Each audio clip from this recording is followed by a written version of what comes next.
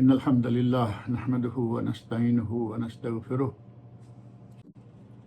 إن الحمد لله نحمده ونستعينه ونستغفره ونعوذ بالله من شرور أنفسنا ومن سيئات أعمالنا من يهده الله فلا مضل له ومن يضلل فلا هادي له وأشهد أن لا إله إلا الله وحده لا شريك له وأشهد أن محمدا عبده ورسوله أما بعد فإن خير الحديث كتاب الله وخير الهدي هدي محمد صلى الله عليه وسلم وشر الأمور محدثاتها وكل محدثة بدعة وكل بدعة ضلالة وكل ضلالة في النار رب اشرح لي صدري ويسر لي أمري واحلل عقدة من لساني يفقهوا قولي رب أعوذ بك من همزات الشياطين وأعوذ بك رب أن يحضرون أعوذ بالله السميع العليم من الشيطان الرجيم وأذن في الناس بالحج يأتوك رجالا وعلى كل ضامر يأتين من كل فج عميق وقال الله تبارك وتعالى في مقام آخر وأتم الحج والعمرة لله۔ اللہ رب العزت کی حمد و ثنا کے بعد اور حضرت محمد رسول اللہ صلی اللہ علیہ وسلم پر صلاۃ و سلام، ان گنت صلاۃ و سلام، اور اللہ رب العزت کی نعمتوں پر اس کا شکر تو ادا کیا ہی نہیں جا سکتا۔ اس نے ہمیں ان گنت نعمتوں سے نواز رکھا ہے، جن میں سے ہی ایک نعمت بلکہ عظیم نعمت یہ فریضہ حج ہے۔ جن لوگوں نے حج کر لیا ہوا ہے، اللہ رب العزت ان کے حج کو خالصتاً لوجہہ الکریم قبول فرمائے، اور جنہوں نے آج تک نہیں کیا اور دل میں یقیناً بہت تمنا ہے، بہت خواہش ہے کہ وہ حج کریں، اللہ رب العزت ان سب کے لیے یہ راہیں آسان فرمائے اور ان کو حج کرنے کی توفیق عطا کرے۔ حج کا فریضہ کوئی صرف ہمارے لیے امت اسلامیہ کے لیے ہی نہیں ہے۔ یہ سورۃ الحج کی آیت 27 جو میں نے ابھی پڑھی ہے، اس میں پتہ چلتا ہے کہ اللہ رب العزت نے حضرت ابراہیم علیہ السلام کو یہ حکم دیا تھا، وَأَذِّن فِي النَّاسِ بِالْحَجِّ، لوگوں میں حج کا اعلان کر دیجئے، یاتوک رجالاً، وہ پیدل پا پیادہ تمہارے پاس آئیں گے، وعلی کل ضامر، اور ہر لسی، ماندی، کمزور، تندرست، ہر طرح کی اونٹنیوں، سواریوں پر سوار ہو کر آئیں گے، یاتین من کل فج عمیق، وہ ہر جگہ سے، کوئی گہرا علاقہ ہے، وادی ہے، کوئی بالائی پہاڑی علاقہ ہے، کوئی ساحل سمندر ہے، کوئی عام زمین ہے، یاتینا کا من کل فج عمیق، یاتینا من کل فج عمیق، وہ ہر جگہ سے تمہارے پاس آئیں گے۔ بعض اہل علم نے کہا کہ حضرت ابراہیم علیہ السلام کو جب اللہ نے حکم دیا تو یقیناً ابراہیم علیہ السلام سوچتے ہیں کہ ساری زمین کے لوگ، ساری دنیا کے لوگ، میری آواز ان تک کیسے پہنچے گی؟ تو ایک انڈرسٹوڈ بات یہ ہے کہ جسے اللہ پہنچانا چاہے اس کے لیے تو کوئی مشکل نہیں ہے۔ وہ آواز اللہ رب العزت نے دنیا کے کونے کونے تک پہنچائی، اور آج اسی اعلان کا نتیجہ ہے کہ دنیا کے کونے کونے میں ہر شخص کے دل میں یہ خواہش ہے کہ یا اللہ مجھے اپنا گھر دکھا، یا اللہ مجھے عمرہ کرا، یا اللہ مجھے حج کرا۔ اور واقعتاً آج کل آپ دیکھیں گے کہ دنیا بھر کے، شاید دنیا کا کوئی ملک بھی ایسا نہ ہو، نہ مسلمان نہ کافر، مسلمان ملک تو مسلمان ہیں، کافر ملکوں میں بھی جو مسلمان موجود ہیں وہ بھی بڑے شوق ذوق سے مکہ مکرمہ کا رخ کر رہے ہیں، کچھ کر چکے ہیں، کچھ کریں گے۔ آج اس سے پہلے یہ حضرت ابراہیم علیہ السلام کے اس اعلان کا نتیجہ، اللہ رب العزت کے احسان کا نتیجہ ہے۔ اللہ رب العزت سب لوگوں کو، تمام مسلمانوں کو حج اور عمرہ کرنے کی توفیق عطا فرمائے۔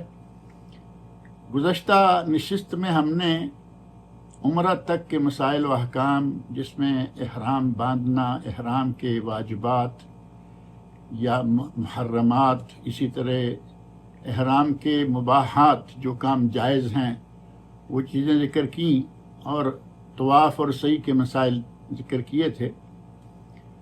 اب وہ لوگ جو عمرہ کر لیں ان کے لیے ضروری ہے کہ جب تک وہ مکہ مکرمہ میں رہیں باجماعت نمازیں ادا کریں۔ بعض لوگ، خاص طور پر جو لوگ کئی مرتبہ حج کرتے ہیں، وہ پھر بڑی سستیوں کا شکار ہو جاتے ہیں، کیونکہ وہ بار بار اللہ کا گھر بھی دیکھ چکے ہیں، بار بار طواف صحیح کر چکے ہیں، بار بار وہ مکہ آ رہے ہیں، جا رہے ہیں، تو پھر وہ نمازوں کا، باجماعت نمازوں کا، یہ تو نہیں کہیں گے کہ پڑھتے ہی نہیں، باجماعت نمازوں کا پھر اہتمام نہیں، جہاں چاہا وہیں 2-4 لوگوں کو ساتھ لیا اور جماعت کرا لی، جبکہ یہ کوشش کریں کہ مسجدوں میں، مسجد حرام میں اور حدود حرم کے اندر کی مسجدوں میں باجماعت نمازیں پڑھیں۔ بعض کبار اہل علم، جن میں علامہ ابن باز رحمۃ اللہ علیہ بھی شامل ہیں، وہ کہتے ہیں کہ حدود حرم کے اندر جتنی بھی مسجدیں ہیں یا جہاں بھی نماز پڑھی جائے گی وہ حرم کی نماز ہی شمار ہوگی، لہذا باجماعت نمازیں ادا کرتے رہیں، اور جنہوں نے احرام کھول لیا ہوا ہے تمتع والے، وہ نارمل زندگی گزاریں گے، اور جو حج افراد یا قران کرنے والے ہیں وہ ظاہر ہے کہ احرام کی حالت میں ہوں گے، وہ ان پابندیوں میں رہیں گے۔ 8 تاریخ ذوالحج کی 8 تاریخ، جسے یوم ترویہ کہا جاتا ہے۔ ترویہ کا معنی ہوتا ہے پانی سے کسی کو سیراب کرنا، تو اس وقت لوگ، چونکہ پانی کی کافی ساری قلت تھی، لوگ اپنے اونٹوں کو پانی پلا لیتے، اور اونٹ جو ہے وہ معروف ہے کہ پھر 2-4 دن پانی کے بغیر نکال جاتا ہے، اونٹوں کو اچھی طرح پانی سے سیراب کر لیتے، جتنا ممکن ہوتا اپنے پاس پانی جمع کر لیتے، تو اسے یوم ترویہ کہا گیا۔ یوم ترویہ کے موقع پر جن لوگوں نے احرام کھول لیا ہوا تھا، تمتع کرنے والے، وہ دوبارہ احرام باندھیں۔ احرام باندھنے کا طریقہ کیا ہے، اس کے محرمات کیا ہیں، اس کے مباحات کیا ہیں، ان کو تو دوبارہ ذکر کرنے کی ضرورت نہیں، کیونکہ یہ تو کل ہی ذکر کیے تھے۔ احرام باندھ کے آپ نے ظہر کی نماز جو ہے وہ منا میں جا کر ادا کرنی ہے۔ ظہر کی نماز منا میں، سنت یہ ہے، لیکن اگر کوئی کسی وجہ سے لیٹ ہو جاتا ہے، عصر کی وقت نماز جا ادا کی یا مغرب کی، حتیٰ کہ عشاء کی، اور اگر کوئی کسی وجہ سے منا پہلی رات، یہ 8 تاریخ والی رات کو 9-8 کی درمیانی اگر کوئی پہنچ ہی نہیں سکا تو بھی اس کا حج مکمل شمار ہوگا، لیکن اس سنت پر کہ 8 تاریخ کو وہاں 5 نمازیں پڑھنا، وہاں قیام کرنا سنت ہے، اتنا ظاہر ہے کہ ثواب اس کا کم ہو جائے گا۔ اور یہاں قیام منا کے سلسلہ میں ایک بات ذہن میں رکھ لیں کہ قیام منا کے دوران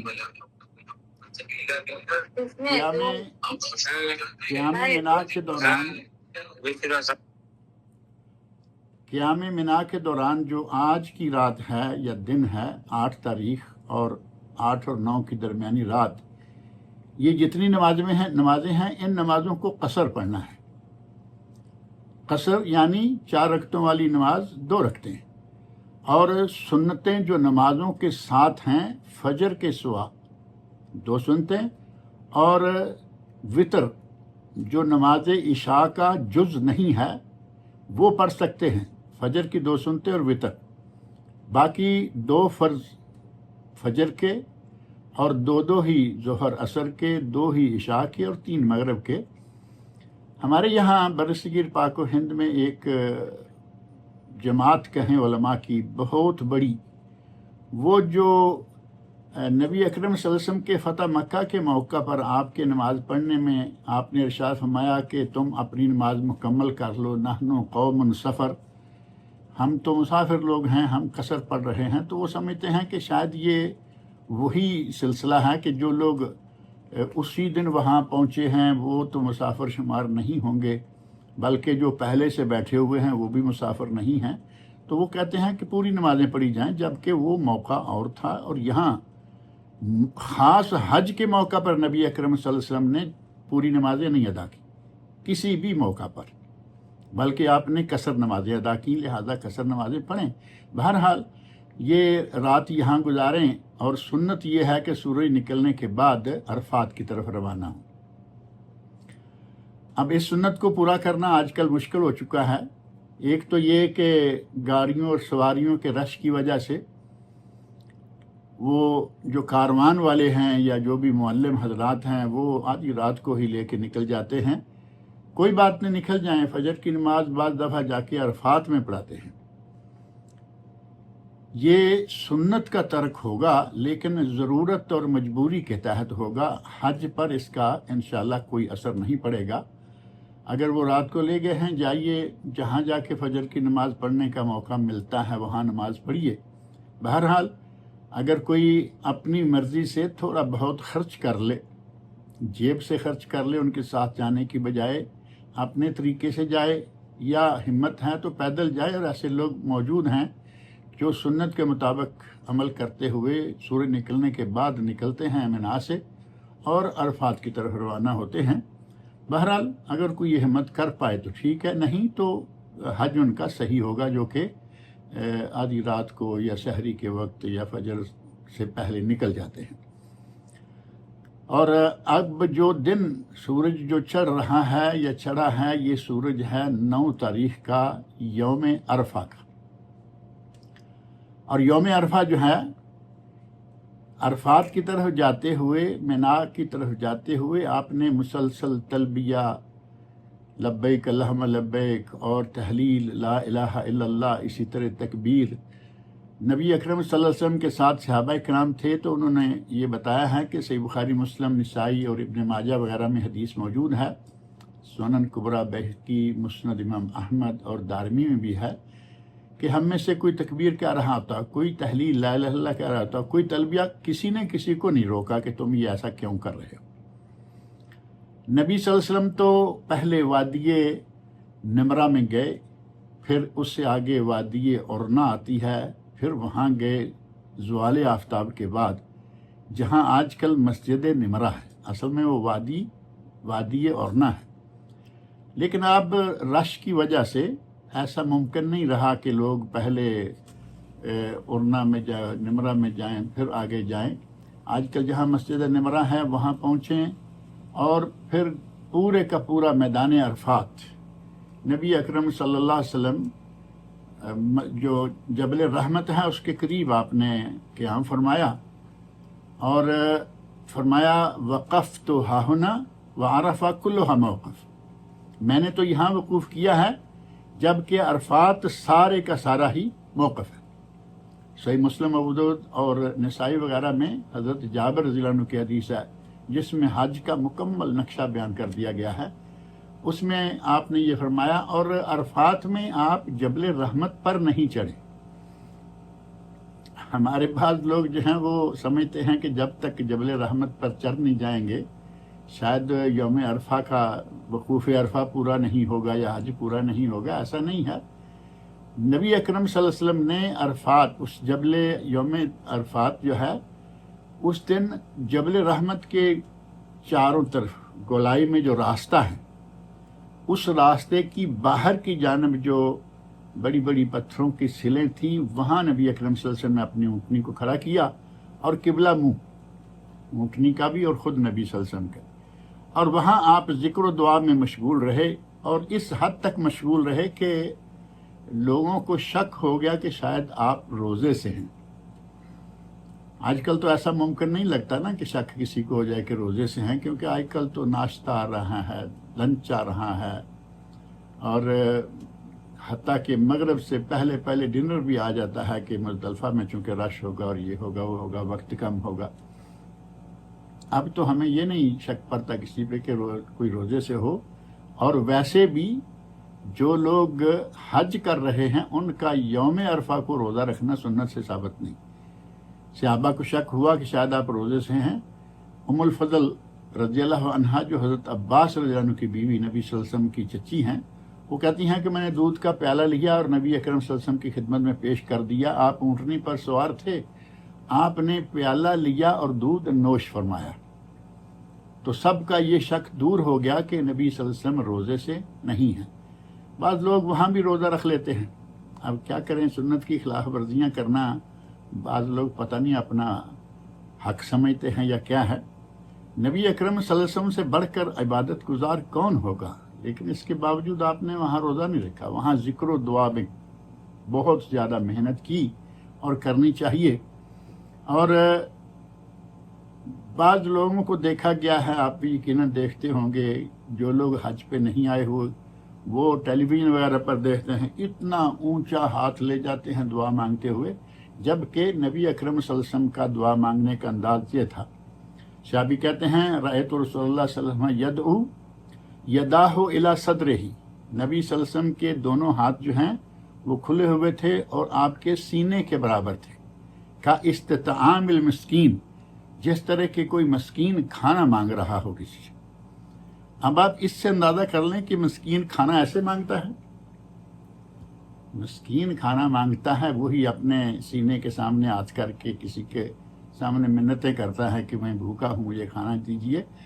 حد سے بڑھ جانا کسی بھی معاملہ میں وہ اچھا نہیں ہے. جائز طریقے سے سینے کے سامنے ہاتھ ہوں, دعائیں مانگیے. سارا دن ذکر اور دعا کا ہے, اور نبی اکرم صلی اللہ علیہ وسلم کی سنت جو ہے اس پہ عمل کرتے ہوئے یہ سلسلہ جاری رکھیں.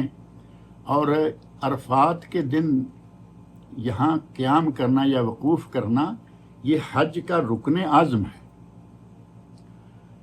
سنن ابو داؤد, ترمذی, نسائی, ابن ماجہ, مسند امام احمد, صحیح ابن حبان, ابن خزیمہ اور دیگر کتب حدیث میں حدیث موجود ہے جس میں آپ کا ارشاد ہے الحج عرفہ.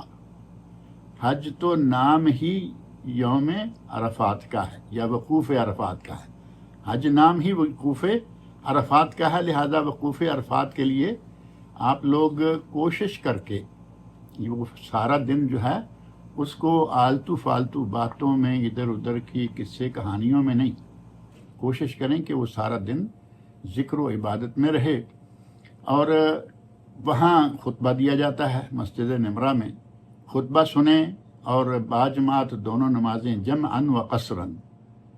امام جو ہے وہ سنت کے مطابق جمع قصر, اور امام مکہ کے ہوتے ہیں, وہ کہیں دور سے نہیں آئے ہوتے, پھر بھی وہ جمع اور قصر, چونکہ سنت رسول جمع اور قصر ہے.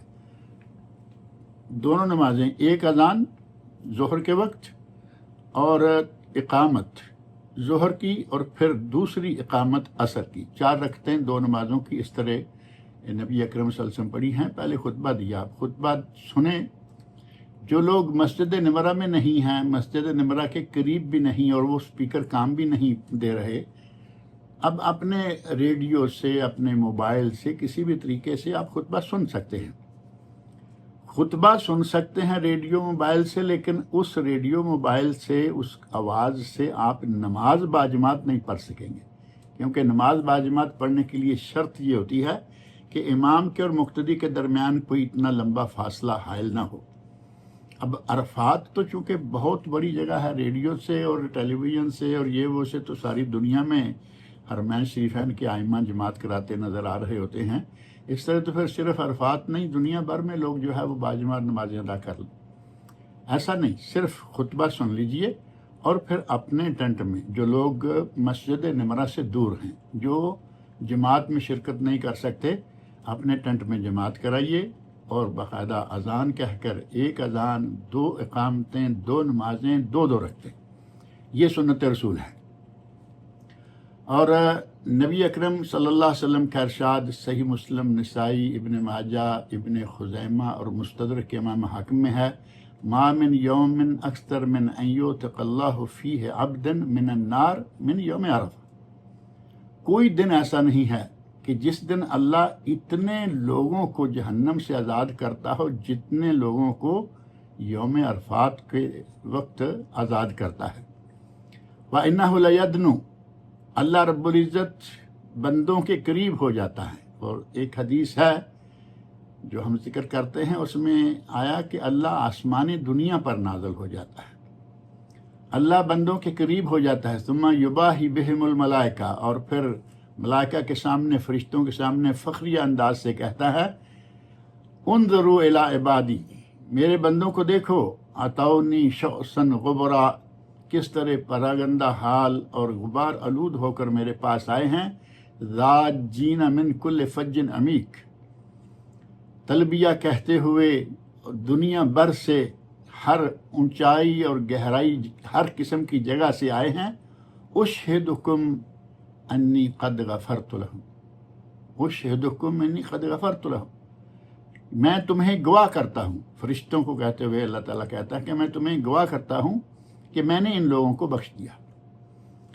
اور ویسے بھی تو نبی اکرم صلی اللہ علیہ وسلم کی حدیث موجود ہے نا کہ جس نے حج کیا، من حج فلم یرفث ولم یفسق رجع من ذنوبہ کیوم ولدتہ امہ، حج کرے، گناہ سے بچے، فحاشی سے بچے، وہ حج سے پلٹے گا گناہوں سے اس طرح پاک ہو کر کے گویا آج اس کی ماں نے اسے جنم دیا ہے۔ یہ صحیح بخاری مسلم وغیرہ کی حدیث موجود ہے۔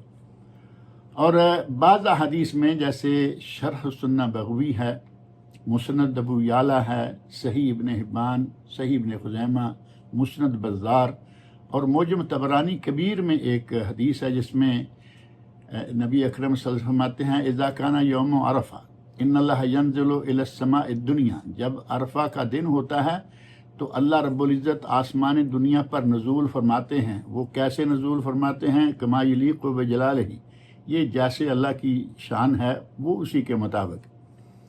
فیباہی بہم الملاق، فیباہی بہم الملائکہ، آسمان دنیا پہ نازل ہو کر فرشتوں کے سامنے پھر وہ فخریہ انداز سے کہتا ہے کہ آؤ دیکھو یہ لوگ میرے سامنے آئے ہیں، اتونی شعثا غبرا ذاجین من کل فج عمیق، یہ سارے لوگ جو ہیں دور دراز سے سفر کر کے آئے ہیں۔ اور اس حدیث میں بھی ہے کہ پہلی حدیث جو ہے اس میں ہے ما ارادہ ہؤلاء، یہ لوگ مجھ سے کیا چاہتے ہیں؟ ظاہر ہے کہ لوگ کیا چاہتے ہیں؟ حج پر جانے والے اللہ کی مغفرت اور بخشش چاہتے ہیں۔ اور یہاں باقاعدہ یہ موجود ہے اس حدیث میں کہ میں تمہیں گواہ کر کے کہتا ہوں کہ میں نے ان سب کو آج بخش دیا۔ تو یہ بہت بڑا دن ہے، بہت ہی اعلیٰ دن ہے۔ اس دن میں ذکر و دعا میں اور نماز میں وقت نکالیں، اور لا یعنی گفتگو اور فالتو اور سونا ہی سونا اور ہر جگہ سونا یہ کم کریں، آرام کر لیں، کوئی بات نہیں ہے، ظاہر ہے کہ سفر میں ایسے ہوتا ہے۔ اور ذکر و دعا میں مشغول رہیں، اور خاص طور پر ایک دعا جس کے بارے میں بعض اہل علم نے کہا کہ یہ دعا ضعیف ہے، جبکہ اس کی ایک نہیں بہت ساری سندیں ہیں، اور بڑے بڑے محدثین کبار علماء نے کہا ہے کہ ان سب سندوں کے مجموعے سے یہ حدیث جو ہے یہ قابل عمل ہو جاتی ہے۔ اور وہ دعا جو نبی صلی اللہ علیہ وسلم فرماتے ہیں خیر الدعاء دعاء یوم عرفہ، بہترین دعا وہ ہے جو عرفہ کے دن مانگی جائے۔ وخیر ما قلت انا والنبیون من قبلی، میں نے اور مجھ سے پہلے انبیاء نے جو سب سے بہترین کلمات کہیں وہ کیا ہیں؟ لا الہ الا اللہ وحدہ لا شریک لہ لہ الملک ولہ الحمد وہو علی کل شیء قدیر۔ یہ سنن ترمذی، سنن کبریٰ بہقی، مصنف ابن ابی شیبہ اور مسند امام احمد میں یہ روایات موجود ہیں۔ کان اکثر دعائے رسول اللہ صلی اللہ علیہ وسلم یوم عرفہ، یہ دعا نبی صلی اللہ علیہ وسلم عرفہ کے دن سب سے زیادہ کرتے رہے۔ اب یہاں پورا دن اس انداز سے گزاریں، مغرب کی اذان ہوگی، آپ عرفات میں ہوں گے، لیکن مغرب کی نماز یہاں نہیں پڑھیں گے، کیونکہ سنت یہ ہے کہ جس طرح ظہر اور عصر جمع تقدیم ظہر کے وقت میں پڑھی گئی ہیں جمع قصراً، اسی طرح مغرب اور عشاء یہ مزدلفہ میں پڑھی جائیں گی جمعاً و قصراً، لیکن جمع تاخیر، یعنی عشاء کے وقت میں جا کر یہ دو نمازیں وہاں پڑھی جائیں گی۔ تو وہ لیلۃ الجمع بھی کہلاتی ہے اور لیلۃ المزدلفہ، دونوں نام جو ہیں اسی کے ہیں۔ وہاں پہنچیں اور جا کے سب سے پہلا کام یہ کریں کہ اذان کہلوائی جائے، جو جہاں بھی ہے جو لوگ اپنے ساتھ مل کر وہ اذان میں شامل ہوں، جو ظاہر ہے کہ وہاں تو کوئی خطبہ نہیں، کوئی ایک امام نہیں، عرفات میں تو ایک امام ہے اور خطبہ ہے، یہاں ایسا نہیں ہے، اپنے اپنے خیموں میں، اپنے اپنے میدان میں جہاں کچھ ہیں، کچھ لوگ جماعت سارے اپنے مل جل کے رہنے والے، وہ ایک اذان کہیں اور 3 فرض مغرب کے، 2 فرض عشاء کے پڑھیں، اور بس نہ پہلے نہ آخر میں کوئی سنتے نہیں ہیں۔ علامہ ابن قیم رحمۃ اللہ علیہ کا کہنا ہے کہ نبی صلی اللہ علیہ وسلم نے مزدلفہ کی رات تہجد بھی نہیں پڑھی، جبکہ آپ ہمیشہ تہجد پڑھا کرتے تھے، ہمیشہ آپ تہجد پڑھتے تھے، لیکن اس رات آپ نے تہجد نہیں پڑھی، اور نہ تہجد کی قضا آپ کا پڑھنا ثابت ہے۔ عام زندگی میں اگر کبھی کسی بیماری یا تکلیف کی وجہ سے تہجد کی نماز رہ جاتی تو آپ سورج نکلنے کے بعد 12 رکعتیں پڑھتے، 11 کی بجائے 12، اور لیلۃ المزدلفہ میں آپ نے نہ تہجد پڑھی ہے نہ اس کی قضا کی ہے۔ ہمارے لوگ وہاں تہجد پڑھ رہے ہوتے ہیں، جیسے میں نے پہلے بھی ذکر کیا کہ پتہ نہیں سنت کی خلاف ورزی کرنے پر ہمارے لوگ کوئی ادھار لیے ہوتے ہیں یا کیا مسئلہ ہوتا ہے۔ بہرحال یہ یہاں کچھ لوگ جاتے ہی کنکریاں اکٹھی کرنا شروع کر دیتے ہیں، جبکہ سب سے پہلے نبی صلی اللہ علیہ وسلم نے یہ نمازیں پڑھی اور سو گئے، آرام فرمایا۔ اچھے وقت میں سورج کے طلوع ہونے سے پہلے کنکریاں جمع کرنے کا حکم دیا کہ کنکریاں لے آؤ 7، اور ہمارے لوگ جو چاہتے ہیں کہ جا کے پہلا کام کنکریاں جمع کرنا، اور وہ بھی سارے دنوں کے لیے، 10 کے لیے بھی، 11، 12 اور 13 کے لیے بھی، وہ ساری اکٹھی کر کے پھر نمازوں کی طرف آئیں گے، جبکہ یہ طریقہ سنت کے خلاف ہے۔ نبی اکرم صلی اللہ علیہ وسلم نے جو کیا وہی کریں، اور پورا مزدلفہ جہاں کہیں جگہ ملے وہیں آپ رات گزار لیں۔ نبی اکرم صلی اللہ علیہ وسلم فرماتے ہیں وقفت ہاہنا والمزدلفہ کلھا موقف، مسلم، ابو داؤد اور نسائی میں حدیث موجود ہے کہ میں نے تو یہاں وقوف کیا ہے، اور پورا مزدلفہ جو ہے وہ سارے کا سارا ہی وقوف کی جگہ ہے۔ آپ کے علم میں ہے کہ مزدلفہ کا کچھ حصہ جو ہے وہ مینا میں ڈال دیا گیا ہے، جسے ایکسٹینشن مینا کہا جاتا ہے۔ اگر اس حصے میں کسی کا ٹینٹ ہے تو اس کے لیے دو فائدے ہو گئے، مینا کی رات میں وہ مینا میں ہے، اور مزدلفہ کی رات میں وہ مزدلفہ میں ہے۔ اور بعض لوگ کہتے ہیں کہ رات میں کچھ وقت جو ہے کسی نہ کسی طرح ٹینٹوں سے نکل کر خالی میدان مزدلفہ میں جا کے بیٹھیں، اور بعض کبار علماء نے کہا کہ اگر آپ باہر جا کے بیٹھیں گے، راستوں میں لوگوں کو پریشان کریں گے، اس سے بہتر یہ ہے کہ آپ اپنے ٹینٹ میں رہیں، اور ایک ضرورت کے تحت یہ کام کیا گیا ہے، اس سے فائدہ اٹھانے میں انشاءاللہ کسی قسم کا کوئی حرج نہیں ہے۔ اور یہاں مزدلفہ میں رات گزاریں، آرام کریں، سو جائیں۔ سورج نکلنے سے پہلے فجر پڑھ کر نبی اکرم صلی اللہ علیہ وسلم اونٹنی پر سوار ہوئے اور مشعر الحرام چلے گئے۔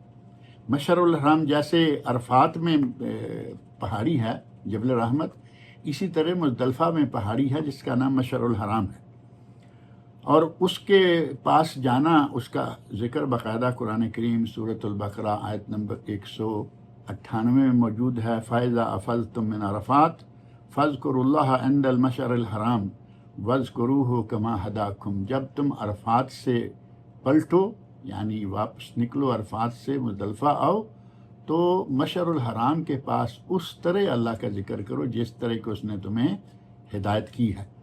تو یہاں نبی اکرم صلی اللہ علیہ وسلم مشعر الحرام کے پاس گئے، مشعر الحرام کو اپنے سامنے رکھا، اور اس انداز سے کہ سامنے ہی قبلہ بھی آئے۔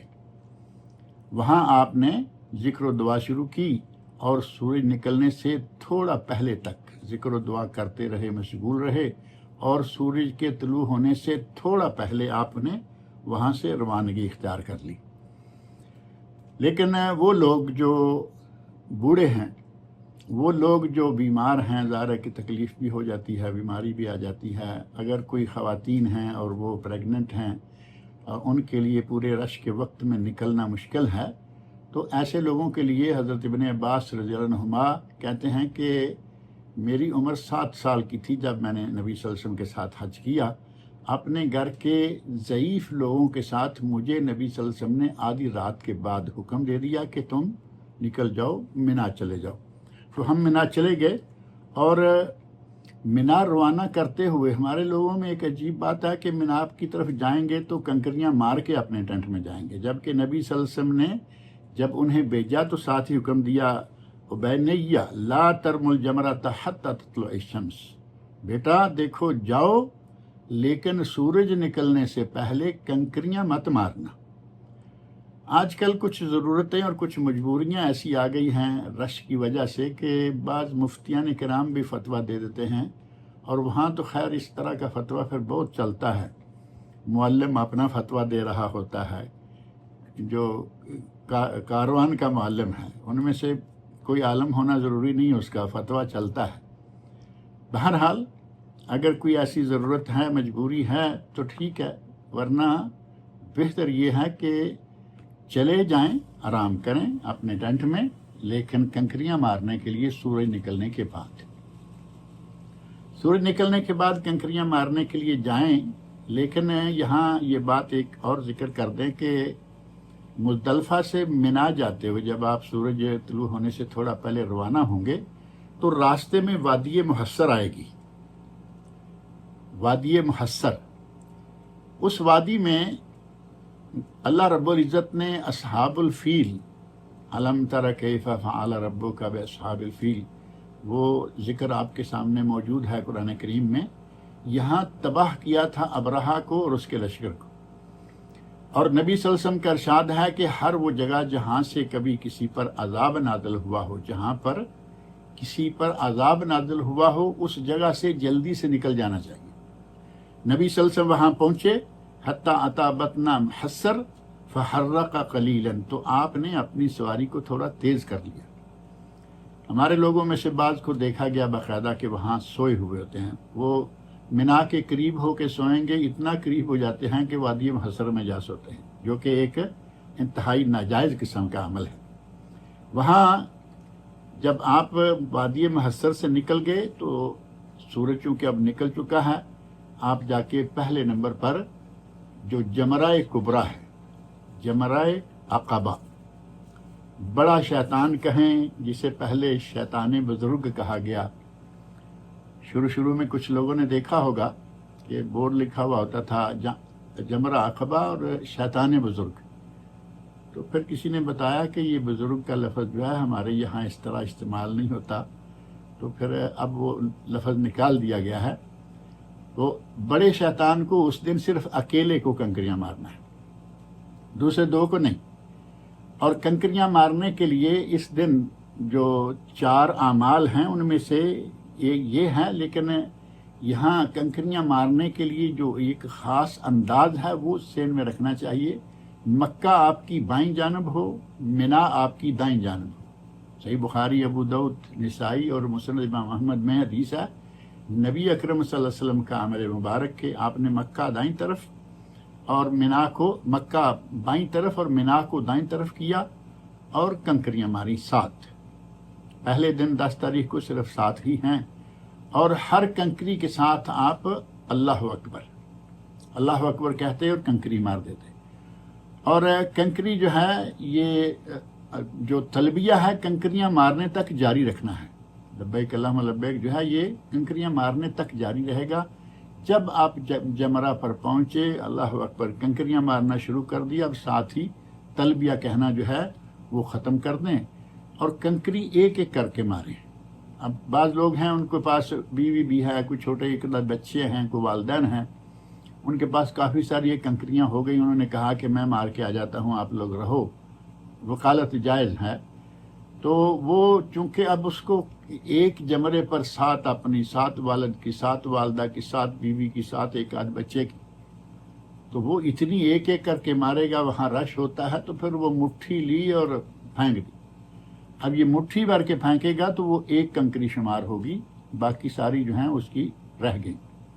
لہذا اتنے لوگوں کی وکالت لیں جتنے کی آپ آرام سے مار سکیں گے، اور یہ بھی نہیں ہے کہ کہیں بھی کھڑے ہو کر لوگ جو ہیں بڑی دور پار سے کنکری پھینک دیتے ہیں، جہاں چاہے جائے۔ جمرہ کے قریب جائیں اور وہاں جا کے سنت کے مطابق جو انداز ہے یہ اختیار کریں، مکہ بائیں، منا دائیں، اور آپ کا منہ جمرہ کی طرف اور کنکریاں مارے۔ آج کل یہاں بھی دائیں بائیں والا مسئلہ بڑا مشکل ہو چکا ہے، جاتے ہوئے جہاں جگہ مل جائے وہاں سے ماریں اور آگے بڑھ جائیں۔ لیکن سنت پہ عمل ہو سکے تو یہ اچھا ہے۔ یہ دن کون سا ہے؟ 10 تاریخ، یوم نحر، 10 ذوالحج، یوم نحر و قربانی۔ اور 10 ذوالحج کو باقی دنیا میں قربانی ہوتی ہے، اور یہاں 10 ذوالحج کو عید کی نماز نہیں پڑھی جائے گی، بلکہ لوگوں کا رمی کرنا جو ہے وہ عید کی نماز کے برابر ہے۔ یہاں 10 تاریخ کو 4 کام کرنا ہے، سنت کے مطابق اگر ہو جائے تو بہت اچھا ہے، اور اگر کسی وجہ سے سنت کی بجائے آگے پیچھے ہو جائے تو کوئی حرج نہیں۔ پہلا کام یہی رمی کریں، اور دوسرا کام یہ ہے کہ اپنے جانور کو ذبح کریں، نہر کریں، اونٹ ہے تو ورنہ ذبح کریں، اور اپنے بالوں کو حلق یا تقصیر، بال منڈوائیں یا کٹوائیں۔ اور چوتھا کام ہے طواف افاضہ، جسے طواف زیارت بھی کہتے ہیں، اور وہی طواف حج ہے۔ صحابہ کرام میں سے بعض لوگ آئے اور انہوں نے کہا رمیتو بعدما امسیتو، یا رسول اللہ میں نے تو شام کو جا کے کنکریاں ماری، یعنی وہ قربانی وغیرہ بال وغیرہ پہلے کٹوا چکے، کنکریاں شام کو ماری۔ نبی اکرم صلی اللہ علیہ وسلم نے ارشاد فرمایا لا حرج، صحیح بخاری، مسلم، ابو داؤد، ترمذی، نسائی، ابن ماجہ، صحیح ابن حبان، غرض بہت ساری کتب حدیث میں یہ حدیث موجود ہے کہ جو بھی صحابی آیا ان 4 کاموں کی ترتیب کا الٹ اس نے بتایا، آپ نے فرمایا لا حرج، لا حرج، کوئی بات نہیں، سنت پر عمل کرتے ہوئے اسی ترتیب سے کریں، انشاءاللہ زیادہ ثواب ہے، اور اگر کسی سے کوئی چھوٹی موٹی کمی بیشی ہو جائے تو کوئی حرج نہیں انشاءاللہ۔ اور وہاں بعض لوگ بڑے بڑے کنکر مارتے ہیں، اور بعض لوگ جوتے تک مارتے ہیں، جمرہ کو جوتے۔ اب ظاہر ہے کہ یہ تو سنت کے خلاف عمل ہے۔ اگر یہ کہیں کہ یہ انداز ایک اہل بدعت کا سا انداز ہے کہ حد سے بڑھ جانا، وہاں صرف کنکری جو سفید چنے کے برابر ہے، کم و بیش تھوڑی ہو جائے کوئی بات نہیں، لیکن بڑا کنکر مارنا کسی کے سر پہ لگے گا، زخمی ہو جائے گا۔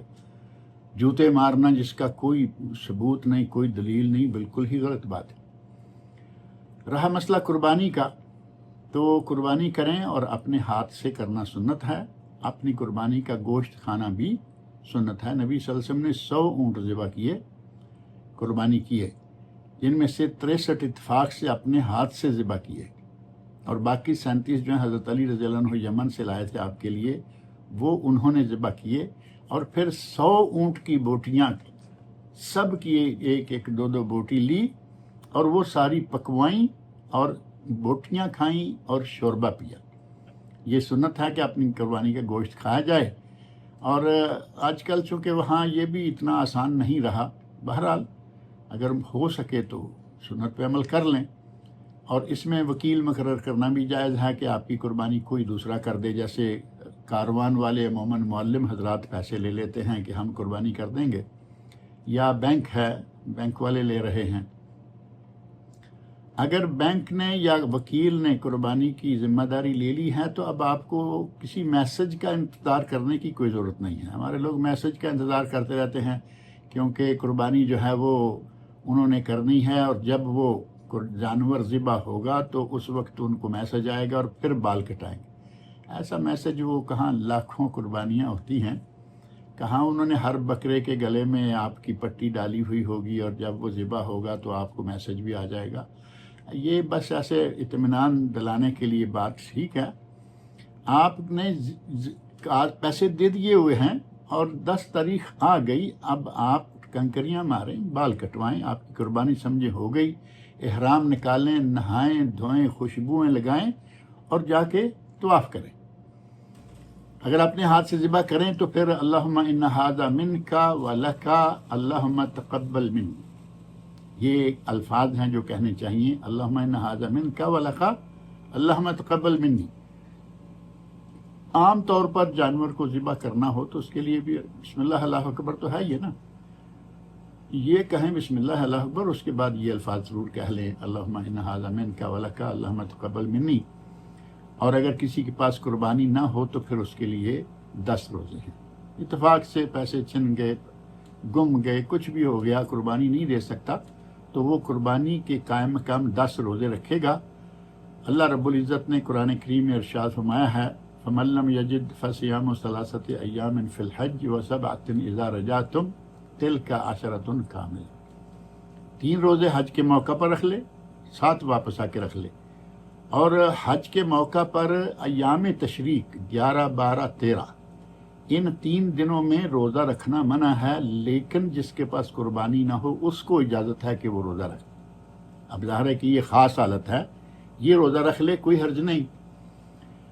اونٹ میں 7 اور گائے میں بھی 7 اگر یہ ہدی ہو حجاج کی، اور اگر گھر کی قربانی ہے اضحیہ ہے تو اونٹ میں 10 اور گائے میں 7، وہاں 7 آدمی ہدی، حاجی کی قربانی میں 7 آدمی، اور گھر کی قربانی میں 7 گھر یا 10 گھر، اور ایک گھر میں چاہے 100 آدمی کیوں نہ ہو یہ۔ اور حلق یا تقصیر میں آ کے بھی مسئلہ ہمارے آ جاتا ہے، کچھ لوگ وہ بالوں کو اتنا پیار کرتے ہیں کہ کٹوانے کے لیے نہیں، اتنا بڑا کام کیا ہے، حج کیا ہے، حلق یا تقصیر دونوں میں سے اگر حلق کرائیں تو افضل۔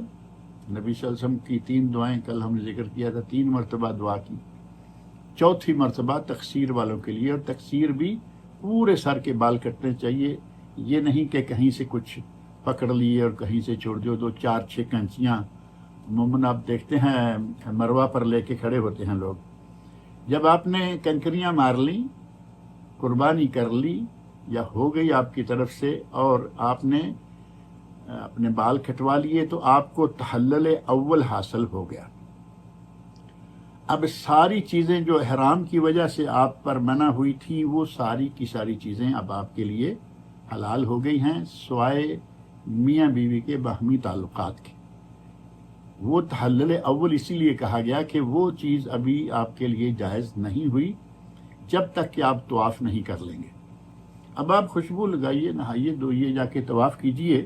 سورۃ الحج کی آیت نمبر 29 میں اللہ تعالیٰ نے فرمایا ہے وَلْيَطَّوَّفُوا بِالْبَيْتِ الْعَتِيقِ، اللہ کے اس بیت اللہ، بیت عتیق، اس کا طواف کیجئے۔ اور وہاں ظاہر ہے کہ جب آپ طواف کے لیے جاتے ہیں کوئی احرام نہیں، خوشبوئیں لگائی ہوئی ہیں، سنت کے مطابق عمل یہی ہے۔ حضرت عائشہ رضی اللہ عنہ فرماتی ہیں كنت اطیب رسول اللہ صلی اللہ علیہ وسلم لإحرامہ قبل ان یحرم ولحلہ قبل ان یطوف، میں نبی صلی اللہ علیہ وسلم کو احرام باندھنے سے پہلے خوشبو لگاتی تھی، اور احرام کھولنے کے بعد طواف پر جانے سے پہلے بھی آپ کو خوشبو لگاتی تھی۔ بخاری، مسلم، نسائی، ابو داؤد اور موطا امام مالک میں حدیث موجود ہے۔ تو خوشبو وغیرہ لگا کے جائیں۔ اب چونکہ احرام نہیں تو یہ جو کندھا ننگا کرنے والی بات بھی ختم ہو گئی، اجتباء اور رمل بھی نہیں، سادہ طریقے سے آپ جا کے طواف کریں۔ طواف اور سعی تمتع والے، ان کے لیے عمرہ کے ساتھ بھی طواف اور سعی دونوں ہیں، اور یہ آج 10 تاریخ کو بھی طواف اور سعی دونوں ہیں۔ اگر کسی وجہ سے کوئی آدمی 10 تاریخ کو بیماری لاچاری کے تحت نہیں کر سکتا طواف سعی، تو 1 آدھ دن آگے پیچھے ہو جائے، انشاءاللہ کوئی حرج نہیں۔ بعض اہل علم نے کہا کہ اگر کوئی آگے نکل جاتا ہے، نہیں کرتا 10 تاریخ کو، تو وہ دوبارہ احرام کی حالت میں آ جائے، یعنی یہ اتنی تاکید ہے کہ 10 تاریخ کو کر لینا چاہیے۔ اگر کوئی لاپرواہی میں ایسا کرتا ہے تو گویا کہ وہ احرام کی حالت میں آئے، اور اگر کوئی واقعی بیمار ہے، پریشانی ہے کوئی نہ کوئی پاؤں میں کہیں بھی، تو وہ 11 کو، 12 کو، 13 کو بعد میں وہ کر سکتا ہے۔ جب یہ طواف کر لے گا تو اسے تحلل ثانی یا تحلل کامل حاصل ہو جائے گا، یعنی اب وہ مکمل طور پر احرام کی پابندیوں سے نکل گیا ہے۔ اب ایام تشریق کی جو راتیں ہیں اور دن ہیں، ان میں سے ایک تو 8 والا دن یوم ترویہ، اس کے بعد 10، 11، 12 اور 13، یہ 4 دن جو ہیں یہ بھی ایام ہیں، ایام منا۔ ان ایام منا میں جیسے میں نے پہلے عرض کیا، نمازیں قصر ہوں گی، لیکن ہر نماز اس کے وقت پر ہوگی، جمع نہیں ہوگی۔ ظہر اثر جمع نہیں کریں گے، مغرب عشاء جمع نہیں کریں گے۔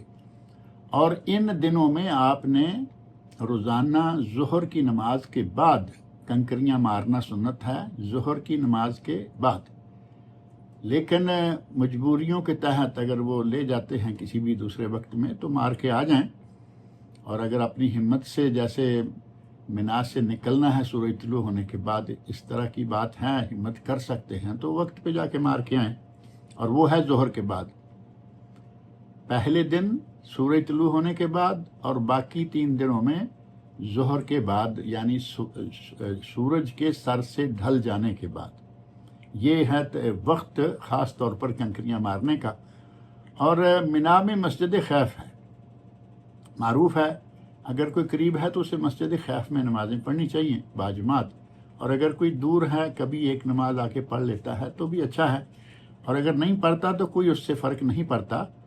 اس مسجد کے بارے میں کہا گیا صلی فی مسجد الخیف 70 نبیا، اس مسجد خیف میں 70 نبیوں نے نماز پڑھی ہے۔ یہ ایک اہمیت ہے، ایک مقام ہے اس مسجد کا۔ موجم طبرانی کبیر اور موجم طبرانی اوسط، اسی طرح اخبار مکہ فاقی میں یہ حدیث موجود ہے، اور علامہ محمد ناصر الدین البانی نے اسے حسن درجے کی قرار دیا ہے۔ اگر آپ 11 اور 12 ان 2 دنوں کی رمی کر کے مکہ سے نکلنا چاہتے ہیں، منا سے نکلنا چاہتے ہیں تو جائز ہے، لیکن نبی صلی اللہ علیہ وسلم نے 13 کی رمی کی اور پھر وہاں منا سے نکلے، اور قرآن کریم میں اللہ تعالیٰ نے فرمایا فمن تعجل فی یومین فلا اثم علیہ، اگر کوئی 2 دن کی رمی کر کے نکل آتا ہے تو اسے کوئی گناہ نہیں ہوگا، جائز ہے۔ افضل یہ ہے کہ 13 کی بھی کر کے نکلیں، 13 ذوالحج، اور جائز یہ ہے کہ اسے کوئی گناہ بھی نہیں ہوگا، جیسا کہ اللہ تعالیٰ کا ارشاد ہے کہ وہ 12 کی رمی کرے اور نکل آئے، اور 12 کی رمی کر کے نکلنے کا وقت طے ہے کہ وہ سورج غروب ہونے سے پہلے منا چھوڑ دے۔ اب یہ نہیں ہے کہ اپنی مرضی سے سارے کھانے وانے وہاں بیٹھ کے کھا کے اور عشاء کے قریب یا کسی وقت وہاں سے نکلیں۔ جس کو مغرب کی نماز وہاں ہو گئی، اب اس کے لیے 13 کی رمی کرنا ضروری ہو گیا، یہ بات ذہن میں رکھیں۔ اور اگر اس سے پہلے تیار ہو کے نکل گیا، اب مثال کے طور پر اپنے ٹینٹ سے سامان باندھا، گاڑی میں بیٹھ گئے، گاڑی وہاں سے چل پڑی، لیکن منا پورا چھوٹنے سے پہلے سورج غروب ہو گیا، کوئی بات نہیں، ظاہر ہے کہ رش ہے، سواریاں اسی طرح جاتی ہیں، لیکن اگر کوشش کر کے وہ ظہر کے بعد کنکریاں مارتے ہی روانہ ہو جائیں تو پھر ان کو کوئی مسئلہ ایسا نہیں رہے گا، وہ پہنچ جائیں گے۔ اور یہ دن جو ہیں 11 12 کا اور 13 بھی شامل کر لیں، اگر کوئی ضرورت نہیں ہے، مجبوری نہیں ہے تو 13 کر کے نکلیں تاکہ پورا مسنون حج ہو جائے۔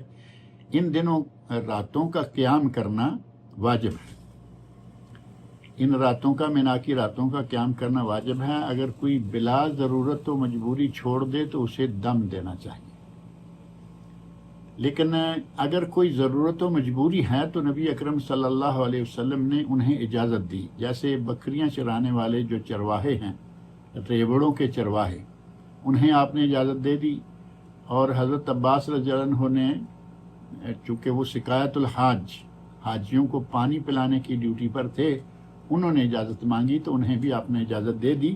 اس سے پتہ چلتا ہے کہ اگر کوئی ان دنوں میں کسی مجبوری کے تحت وہاں نہیں رہ پاتا تو ٹھیک ہے، ورنہ اسے وہاں رہنا چاہیے، اور بلا وجہ اگر وہ وہاں نہیں رہتا تو اسے دم دینا پڑے گا۔ یہاں ایک چھوٹی سی بات یہ بھی آخر میں ذکر کر دیں کہ بعض لوگ بچوں کو حج نہیں کرواتے۔ آج کل تو خیر میرا خیال ہے کہ بچوں کو ساتھ لے جانا ویسے منع کر دیا گیا ہے، لیکن یہ تو ابھی کل کی بات ہے منع والی، اس سے پہلے بھی لوگ بچوں کو کوئی ریاض میں چھوڑ گیا، کوئی جدہ میں چھوڑ گیا، خاص طور پر یہاں والے، دور والوں کا تو خیر مسئلہ ہوتا ہے۔ بچوں کو حج کروانا چاہیے، صحابہ کرام بچوں کو حج کروایا کرتے تھے، اور بچوں کے لیے حج کا کوئی نیا مسئلہ نہیں ہے، جیسے آپ کر رہے ہیں ویسے ہی وہ کر رہے ہیں۔ آپ تمتع کریں، ان کا تمتع، آپ قران کریں، ان کا قران، آپ افراد کریں، ان کا افراد، اور اگر کچھ قربانی کم کرنے کا ارادہ ہو تو آپ تمتع کیجئے یا قران کیجئے، بچے کا افراد کر لیجئے، طریقہ کار ہم نے ذکر کیا ہے۔ غرض یہ کہ بچوں کو آپ حج کروائیں، ان کے لیے بڑی سعادت ہے، اور صحابہ کرام بچوں کو کروایا کرتے تھے۔ حضرت ابوبکر صدیق رضی اللہ عنہ کا ذکر ملتا ہے کہ انہوں نے حضرت عبداللہ بن زبیر جو آپ کے نواسے ہیں، حضرت اسماء رضی اللہ عنہ کے بیٹے، انہیں ایک کپڑے میں لپیٹا ہوا تھا حج کے وقت، یعنی انہیں باقاعدہ احرام پہنائیں تو بہتر۔ جمہور اہل علم کا یہی عمل ہے یا حکم ہے کہ انہیں احرام پہنائیں، لیکن اگر کوئی اس عمر میں نہیں ہے کہ وہ احرام پہن سکے، سنبھال سکے، تو اسے کوئی بھی کپڑا جو ہے، جیسے خرقہ کہا گیا کہ حضرت ابوبکر صدیق نے ایک کپڑے میں انہیں لپیٹا ہوا تھا، اسی طرح اگر بچہ چھوٹا ہے اور آپ نے جو کچھ بھی اسے پہنایا ہوا ہے، نیت کریں کہ یا اللہ یہ ہم نے احرام میں داخل کیا، بچہ احرام میں آ جائے گا۔ بچے پر کوئی کفارہ، بچے پر کوئی دم، کوئی کچھ بھی نہیں ہے، کیونکہ بچہ مرفوع القلم ہے، رفع القلم عن ثلاث، 3 لوگوں سے قلم اٹھایا گیا ہے۔ الصبی حتی یبلغ، بچہ جب تک کہ بالغ نہ ہو، مجنون حتی یفیق، پاگل جب تک کہ وہ تندرست نہ ہو جائے، نائم حتی یستیقظ، سویا ہوا جب تک کہ وہ بیدار نہ ہو جائے، ان سے قلم اٹھایا گیا ہے۔ غلطی ہو جائے، گناہ ہو جائے، ان سے کچھ بھی نہیں۔ اور آپ جان بوجھ کر نہ بچے کو خوشبو لگائیں، نہ بچے کے ناخن کاٹیں، نہ اس کے بال کاٹیں، اور اگر آپ یہ کام کریں گے تو پھر آپ کو دم وم دینا پڑے گا۔ بچے کا گناہ نہیں، اگر بچے نے خود سے کینچی پکڑی، بال کاٹ لیے، آپ کچھ چیز پڑی ہوئی خوشبودار دیکھی، پکڑی اور لگا لی، اسے پتہ ہی نہیں کیا ہے، تو اس پہ کسی قسم کا کوئی مسئلہ نہیں ہے۔ بہرحال یہاں تقریباً آپ کے حج کے مسائل پورے ہو جاتے ہیں، الا یہ کہ طواف وداع باقی ہے۔ طواف وداع آخر میں ہونا چاہیے۔ ابھی چند ایک دن پہلے کسی نے پوچھا کہ ہم کچھ اس طرح اپنی سیٹنگ کر رہے ہیں کہ جائیں اور 10 تاریخ کا جب طواف کرنے آئیں، صحیح کرنے آئیں، تو اس کے ساتھ ہی ملا کے طواف وداع بھی کر کے آ جائیں، پھر مناج جائیں اور کنکریاں ماریں اور وہاں سے سیدھے جدہ ایئرپورٹ اور واپس۔ بہت غلط، کیونکہ طواف وداع واجب ہے، اور طواف وداع کب کرنا ہے؟ جب آپ نے مکہ چھوڑنا ہے۔ مینا تو مکہ میں ہے، حدود حرم کے اندر ہے، آپ مکہ میں رہیں گے 2 دن 3 دن اور طواف وداع 2-3 دن پہلے کر لیں گے تو وہ طواف وداع نہیں ہوگا، نفل طواف ہو جائے گا، جبکہ طواف وداع واجب ہے۔ اور صحیح مسلم، ابو داؤد، ابن ماجہ، دارمی، صحیح ابن خزیمہ، بہقی، مسند امام احمد اور مسند ابو یعلا میں نبی اکرم صلی اللہ علیہ وسلم کا ارشاد موجود ہے، لا ینفرن احد، کوئی شخص مکہ سے نہ جائے حتی یکون آخر عہدہ بالبیت، یہاں تک کہ اس کا آخری کام بیت اللہ کا طواف نہ ہو۔ اگر طواف وداع آپ نے کر لیا، روانہ ہو گئے، آپ کا حج الحمدللہ مکمل ہو گیا۔ مکہ مکرمہ سے بہترین تحفہ آب زمزم، اور مدینہ منورہ سے بہترین تحفہ اجوا کھجور۔ اجوا کھجور کے بارے میں، آب زمزم کے فضائل آپ جانتے ہیں، طعام و طعم و شفاء و سقم، کھانے کا کھانا، بیمار کے لیے دوا اور شفا، خیر ماء علی وجہ الارض، دنیا کا بہترین پانی، پیارا پانی۔ اور اجوا کے بارے میں فرمایا کہ اجوا جو ہے یہ آسمان سے آئی ہوئی جنت کی کھجور ہے یہ۔ اور ایک حدیث میں آپ فرماتے ہیں، من تصبح بسبع تمرات عجوا، جس نے صبح کے وقت 7 دانے اجوا کے کھا لیے، لم یضرہ سمن او سحر، اس دن اسے 24 گھنٹے کے لیے نہ کوئی زہر اثر کرے گا اور نہ ہی کوئی سحر اثر کرے گا، نہ جادو نہ زہر۔ لہذا یہ 2 چیزیں خاص طور پر لیا کریں، اور ہم بھاگتے ہیں باقی چیزوں کے پیچھے، کوئی چائنا سے آئی ہے، کوئی کوریا سے آئی ہے، کوئی کہاں سے آئی ہے، وہ تو ہمارے اپنے ملکوں میں یا اپنے شہروں میں یہ ساری چیزیں موجود ہیں۔ مکہ مکرمہ میں زیارت کے لیے جانا حج سے پہلے یا حج کے بعد جائز ہے، اور مسجد نبوی کی نیت کرنی چاہیے، یہ نقطہ ذہن میں رکھیں۔ بعض لوگ قبر رسول کی نیت کر کے جاتے ہیں، جبکہ نبی صلی اللہ علیہ وسلم کا ارشاد ہے صحیح بخاری، مسلم، ترمذی، نسائی میں، لا تشد الرحال الا الی 3 مساجد، رخت سفر باندھنا، زاد راہ لے کر نکلنا ثواب حاصل کرنے کی نیت سے، یہ صرف 3 مسجدوں کے لیے جائز ہے بس۔ ان میں سے فرمایا المسجد الحرام، مسجد حرام مکہ مکرمہ، وہ مسجدی حاضہ، اور میری یہ مسجد مسجد نبوی، والمسجد الاقصیٰ، اور مسجد اقصیٰ۔ مدینہ جائیں تو قبر رسول کی زیارت نہیں، مسجد نبوی کی زیارت کی نیت سے جائیں۔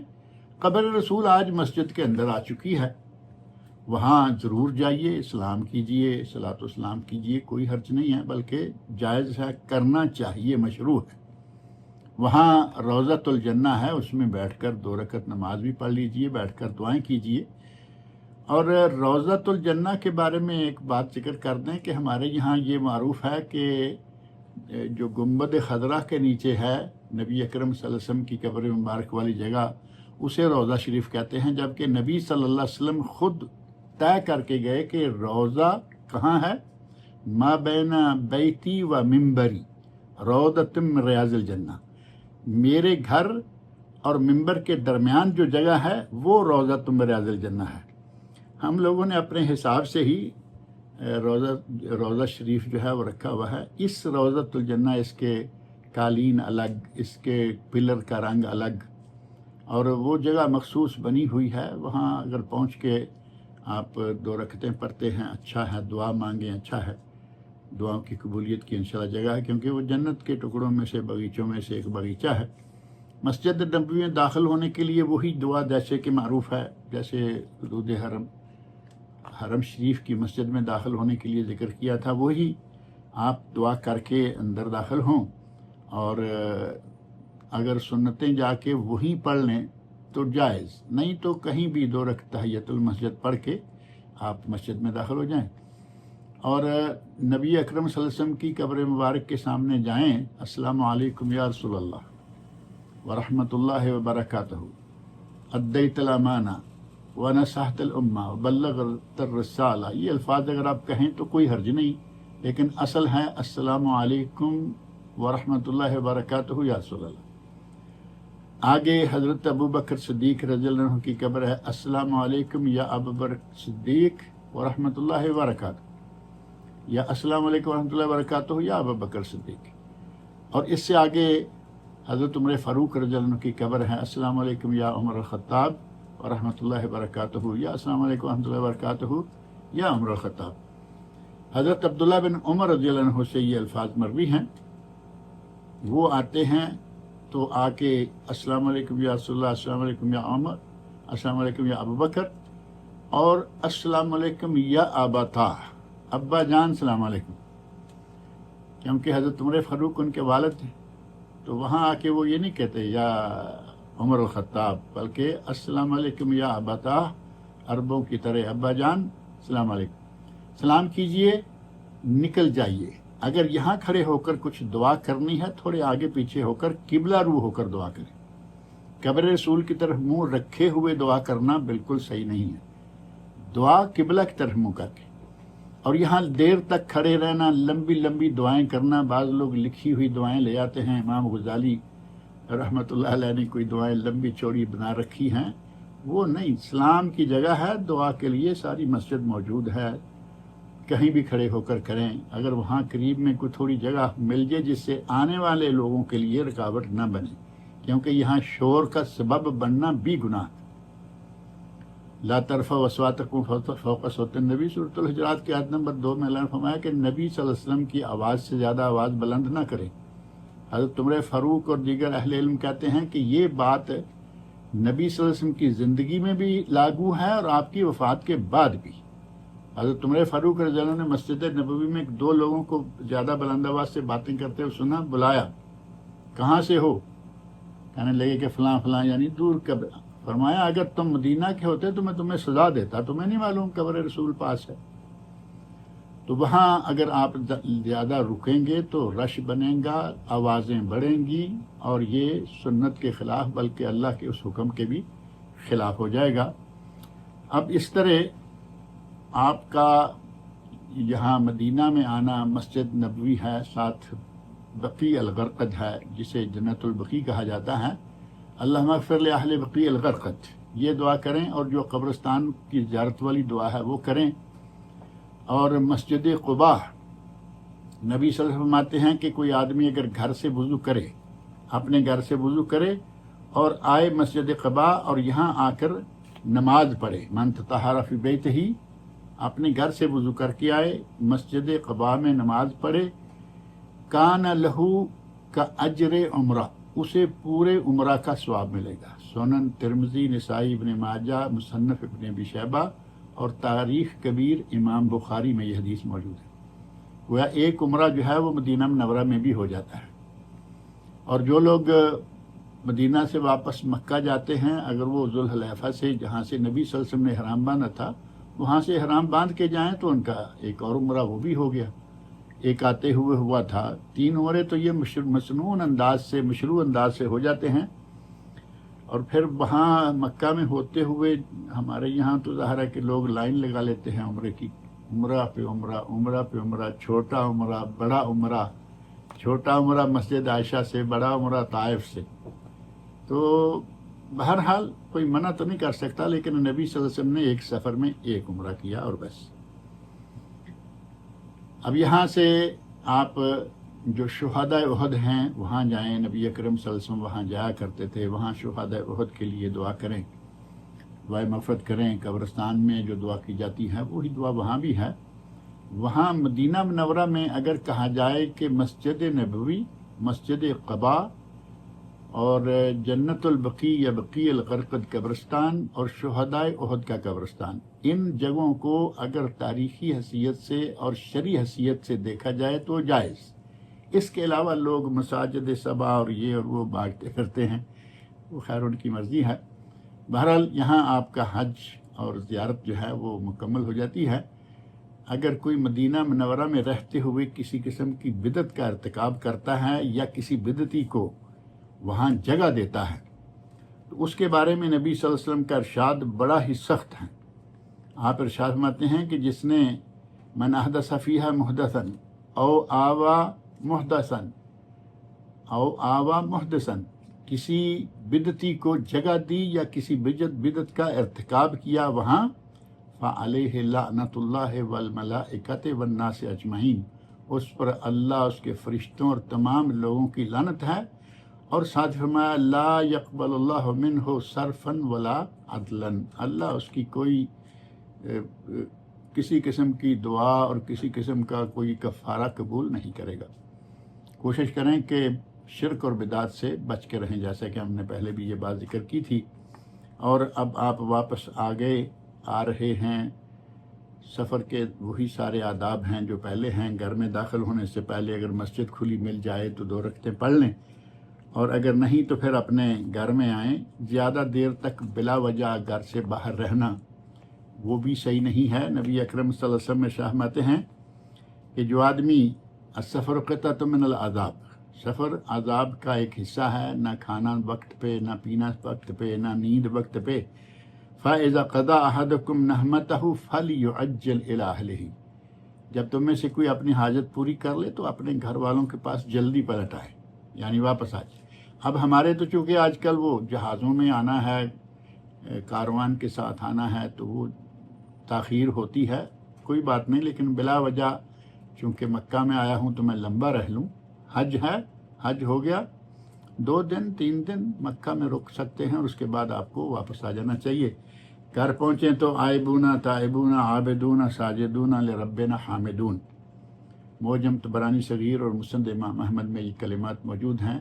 یہ کہتے ہوئے واپس اپنے گھر میں آ جائیے، اور گھر میں داخل ہوتے وقت اللہم انی اسألک خیر المولج و خیر المخرج، اور ساتھ ہی جو عام دعا ہے گھر میں داخل ہونے کی، بسم اللہ ولجنا و بسم اللہ خرجنا و علی ربنا توکلنا، یہ کہتے ہوئے اپنے گھر میں داخل ہو جائیے. اللہ رب العزت تمام مسلمانوں کا حج و عمرہ جو اس وقت کر رہے ہیں وہ بھی قبول فرمائے، جو کر چکے ہیں ان کے بھی قبول فرمائے.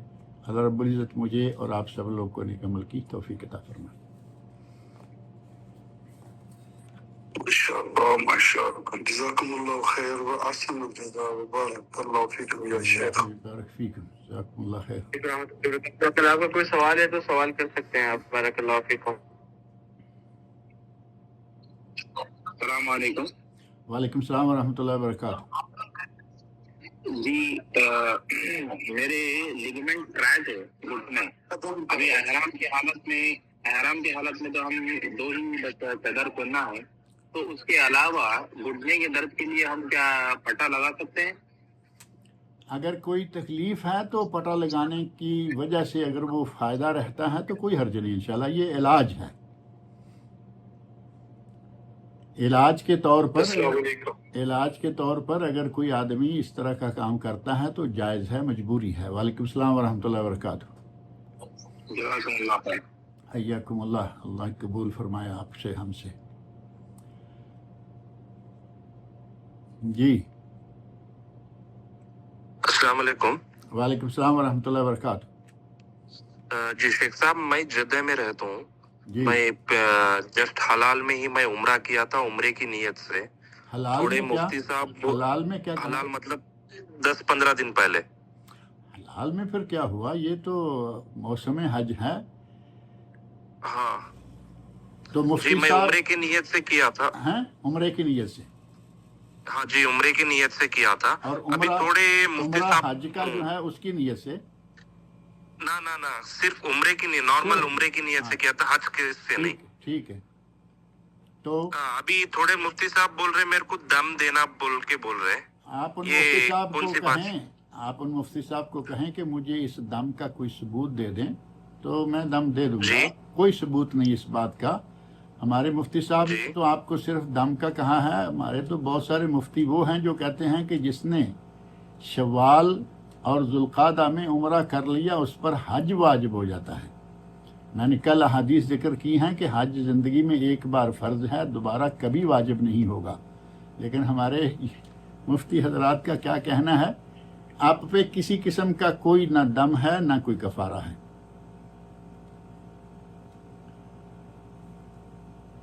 السلام علیکم.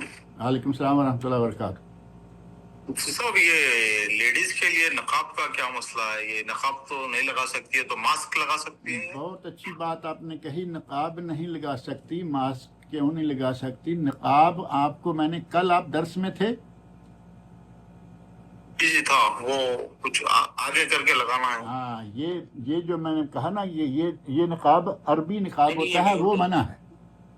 وہ منع ہے. لیکن سر سے کپڑا گرا کے جو نقاب کیا جاتا ہے نا، یہاں جہاں سے بال شروع ہوتے ہیں اس کے اوپر باندھیں اور چوٹی کے نیچے باندھ دیں، کوئی حرج نہیں ہے. چہرے کے اوپر بندھنا نہیں چاہیے. اور یہ جو ہمارے مفتی حضرات نے یہ کیا رکھا ہے نا کہ چہرہ ننگا رکھیں، یہ فتویٰ بھی ان کا بہت غلط ہے. نبی صلی اللہ علیہ وسلم کے ساتھ جن خواتین نے حج کیا انہوں نے یہ بات واضح کی ہے کہ ہم ننگے چہرے ہوتی، لیکن جب کوئی غیر محرم لوگوں کا کارواں قافلہ لوگ آ جاتے، صدلت احدانا جلبابہا من رأسہا علی وجہہا، تو ہم اپنے سر کا کپڑا گرا کر چہرے کا پردہ کر لیتے. مفتی صاحب کسی کو بتاؤ کہ یہ حدیث ہے یا نہیں ہے. ہمارے یہاں بڑی عجیب یہ بات جو ہے وہ پھیلا دی گئی ہے کہ حج کے دوران سارا عرصہ جو ہے چہرہ ننگا رکھیں. اور شاید مفتی حضرات کی بیویاں ننگا نہیں رکھتی ہوں گی، کیونکہ اندر سے انہیں تو معلوم ہے نا کہ پردہ کرنا ضروری ہے.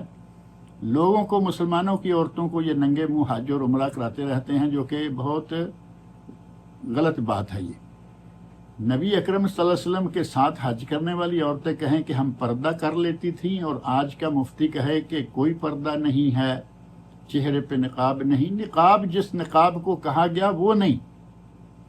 اور نقاب عربی، اور کل میں نے یہ بات ذکر کی تھی کہ شراب عربی اور ہمارا پاکستانی انڈین شراب اور ہے.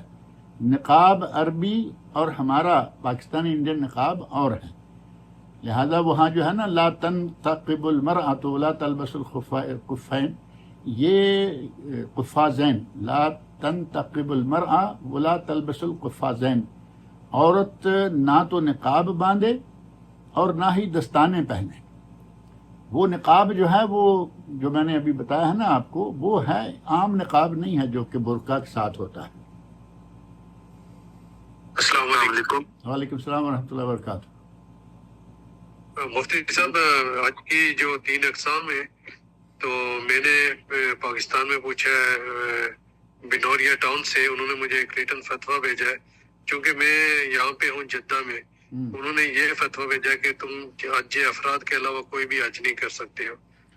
تو اس میں میرا سوال یہ تھا کہ کیا حج تمتع یا قران میں کر سکتا ہوں یا نہیں؟ آپ حج کی 3 قسمیں ہیں، اور جمہور اہل علم کا مسلک یہ ہے کہ جو حج بھی آپ کرنا چاہیں کر سکتے ہیں. بنوریا ٹاؤن والا فتویٰ دینے والے مفتی حضرات جانیں اور ان کا کام جانیں. بہت سارے فتوے ایسے ہیں جن کو آپ اگر تھوڑا غور سے پڑھیں گے اور کتب حدیث کا مطالعہ کریں گے تو آپ کو پتہ چلے گا کہ یہ فقہی انداز جو ہے اس میں آ کر یہ باتیں کی جاتی ہیں. آپ نے حج تمتع کرنا ہے، پہلے عمرہ کر کے احرام کھول لیجئے، جدہ جائیے یا مکہ میں بیٹھیے. حج قران کرنا ہے، آپ دونوں کی نیت کر کے حج قران کیجئے. افراد کرنا ہے افراد کیجئے. مکہ والے اور جدہ والے لوگ عموماً افراد کرتے ہیں کیونکہ انہیں ہر سال موقع ملتا تھا. اب یہ بھی تھا ہو گیا، اب تو 5 سال سے پہلے کسی کو بھی نہیں ملتا. تو وہ افراد چونکہ ہر سال اپنے بال بچوں کو لے کے عرفات چلے جاتے تھے، وہاں سے واپس آئے، مزدلفہ سے ہوتے ہوئے گھر آ گئے، رات کو اٹھے اور منا چلے گئے.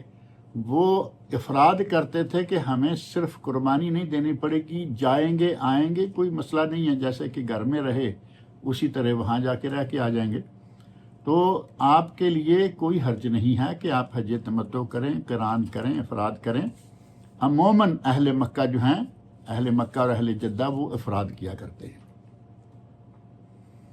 السلام علیکم شیخ صاحب. وعلیکم السلام ورحمۃ اللہ وبرکاتہ. جی جی کہیے.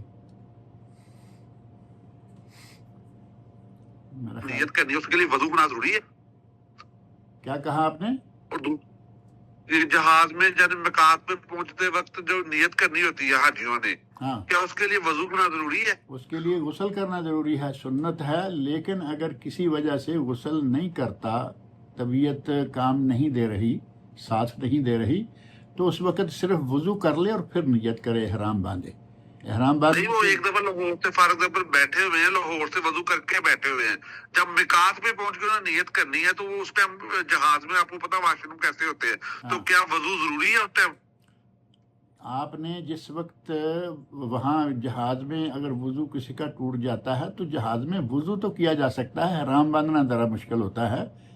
جب آپ طائف کے اوپر سے گزرنے لگیں گے، جہاز والے اعلان کریں گے 10 منٹ 15 منٹ پہلے، وہ بتاتے ہیں. بہتر یہ ہے کہ اٹھ کے آپ وضو کر لیں، اور آپ کا احرام اب شمار ہوگا.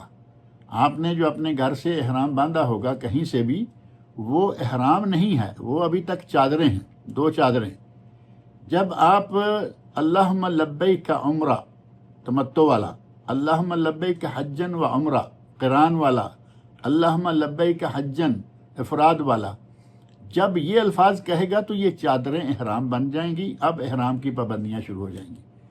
لہذا آپ یہ جو نیت کریں گے، بہتر نہیں، افضل نہیں، بلکہ ضروری یہ ہے کہ آپ وضو کر لیں، کم از کم غسل نہ کریں، وضو کر لیں. لیکن اگر کسی وجہ سے کوئی اتنا بھی نہیں کر پایا اور احرام اس نے باندھ لیا، انشاءاللہ تعالی اللہ تعالی حج قبول فرمائے. شیخ صاحب ایک اور سوال ہے کہ عرفات میں نمازوں کے علاوہ کہیں اور وضو ضروری ہے؟ ٹوٹ جاتا ہے یا نمازوں کے لیے تو وضو کریں گے نا ایک ہی بار. نمازیں تو وہاں صرف 2 ہیں ایک ہی وقت میں، اور اس کے بعد آپ کا وضو ہے تو اچھا ہے، تلاوت قرآن ہوگی باوضو، دعائیں ہوں گی باوضو، ذکر ہوگا باوضو. لیکن ضروری نہیں ہے کہ وہ سارا دن آپ وضو میں رہیں، کیونکہ وہ سارا دن آپ نماز میں تو نہیں ہے نا. شکریہ شیخ صاحب. جی السلام علیکم ورحمۃ اللہ وبرکاتہ. وعلیکم السلام ورحمۃ اللہ وبرکاتہ. جی مفتی صاحب، یہ ہم ابھی حج میں جو ہماری قربانی ہوگی، اور ہمارے گھر پہ بھی کیا قربانی دینا ضروری ہے؟ اگر اللہ نے توفیق دی ہوئی ہے، اللہ نے توفیق دی ہوئی ہے تو آپ حج میں تو آئے ایک، اور باقی سارے افراد گھر میں ہیں، بیوی ہے، بچے ہیں، ماں باپ ہیں، ہو سکتا ہے بہن بھائی بھی ہوں، تو ان کو آپ کیوں گوشت سے محروم کریں گے؟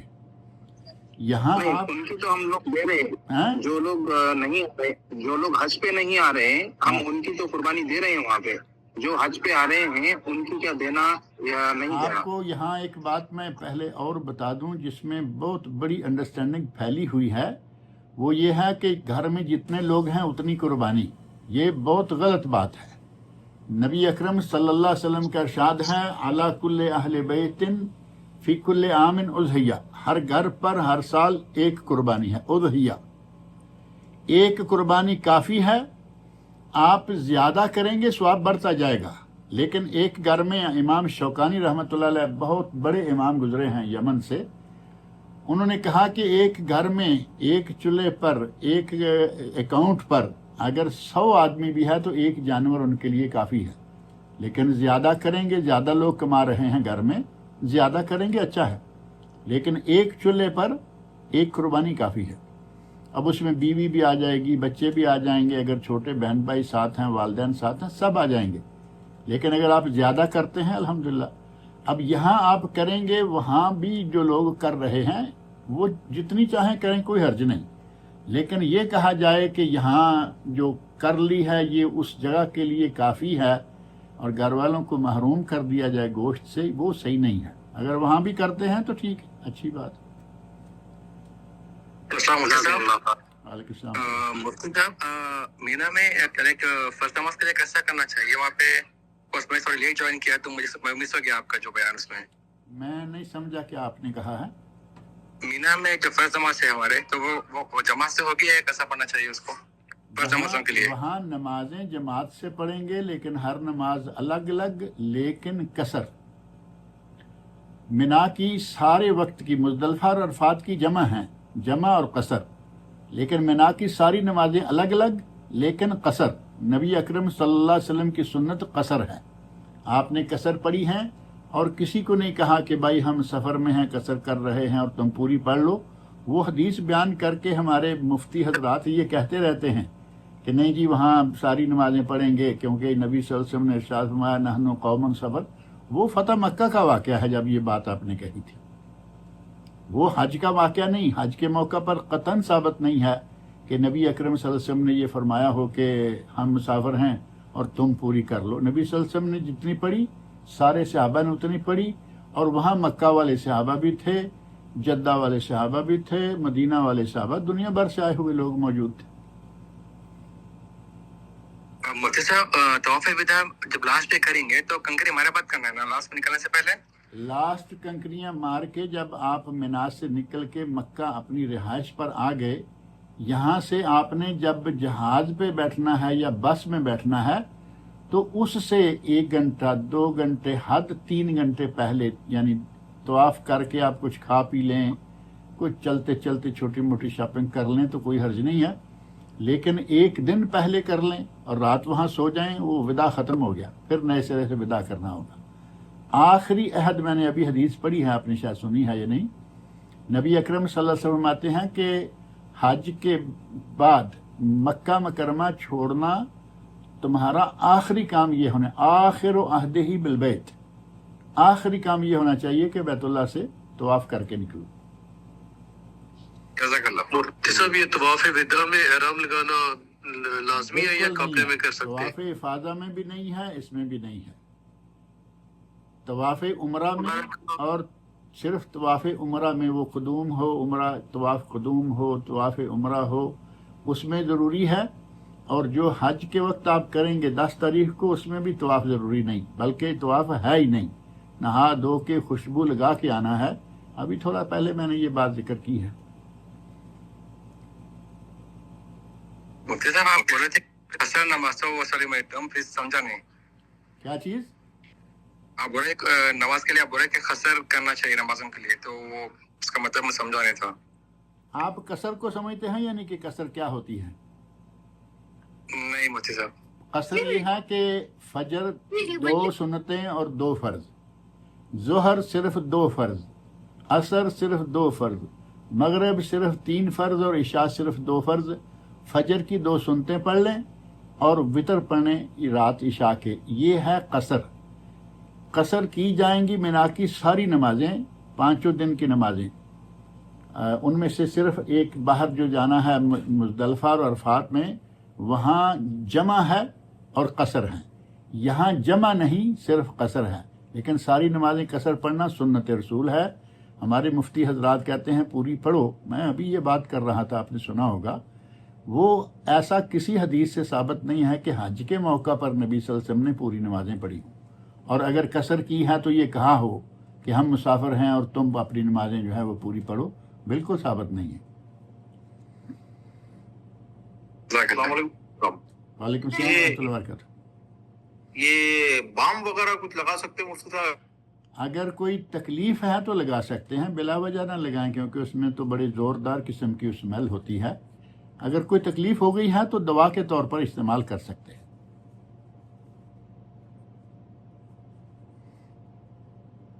अगर किसी की आंखों में तकलीफ हो गई है और आंखों में एक दवाई टाइप सुरमा होता है वो लगा सकते हैं, आई ड्रॉप्स इस्तेमाल कर सकते हैं, कोई हर्ज नहीं है उससे। वो कोई मेकअप वाला सुरमा तो शुमार नहीं किया जाएगा। ऐसे ही अगर ज़रूरत हो गई तो बाम भी लगा लें। अस्सलाम वालेकुम। अस्सलाम वालेकुम। वालेकुम ये सलाम। हज तमत्तो एक बारी बारी दोनों वजह से सवाल करना है। कहिए। अब दोनों खामोश हो गए। अस्सलाम वालेकुम रहमतुल्लाह। वालेकुम सलाम व रहमतुल्लाहि व बरकातहू। शेख मोहतरम, निकाब के हवाले से आपने जो वजाहत की है उसमें एक कपड़ा ऐसा मिलता है जो ऊपर से लटकाया जाता है, लेकिन उसमें आंखों की जगह के सामने, आंखों के सामने रास्ता देखने के लिए सुराख होता यानी है। खाली जगह हाँ, छोड़ जाती है। वो इस्तेमाल कर सकते हैं, लेकिन उसको बांधना उसी तरह है जैसे मैंने कहा है। उसके लिए अमूमन बांधने का अंदाज होता है माथे पर। ये माथे पर बांधना नहीं है, बांधना मना है। आप जहाँ से बाल शुरू होते हैं ना सर के, वहाँ से लेके पीछे तक बांधेंगे, और वो आंखों का जो सुराख है वो फिर अगर ऐसी शक्ल में लाएंगे तो वो ऊपर निकल जाएगा। अगर कुछ ऐसा खुद कर सकें कि आंखों के सामने वो सुराख रहे और उस चेहरे पर भी वो ना बंधने पाए तो ठीक है, कोई हर्ज नहीं इंशाल्लाह। और वो सुराख छोटा सा, बहुत सिर्फ रास्ता देखने के लिए काफ़ी है। यहाँ मैं एक बात जिक्र कर दूं कि बाज़ लोगों ने जब ये कहा देखा कि आँखों के लिए रास्ता देखने के लिए आँखों को नंगा रखना जायज़ है, तो यहाँ के माहौल में यकीनन सब लोगों ने देखा होगा कि वो सुराख जो है वो इतना बड़ा रखवाया कि सारे चेहरे का मेकअप जो है वो सिर्फ आँखों पे करके वो बुर्का पहना हुआ है। क्या फ़ायदा उस किस्म के बुरके का, जब उन्होंने सारा मुकम्मल तौर पर सारा जोर आंखों पे ही दे दिया हुआ है। आंखें रास्ता देखने के लिए थोड़ा सा सुराख हो, कोई हर्ज नहीं इंशाल्लाह। जी मुफ्ती साहब, ये चेहरा जब ढांकने के लिए ये कुछ कैप भी पहनते हैं, सामने कैप पहन के उसके ऊपर से पर्दा चादर छोड़ते हैं। आप कल नहीं थे शायद, मैंने कल कहा था कि ये जो पी कैप करके कहते हैं या कोई वो खांचा सा बना के, बिल्कुल तकल्लुफ़ात हैं, उनकी कोई ज़रूरत नहीं, कोई साबित नहीं, कुछ जायज़ नहीं है। वो जो सहाबियात का नबी सल्लल्लाहु अलैहि वसल्लम के साथ हज करने वाली ख़वातीन का बयान है उसमें है कि हम सर का कपड़ा गिरा के चेहरे का पर्दा करती। ना वहाँ पी कैप का जिक्र है, ना जनाह कैप का जिक्र है, ना किसी और कैप का।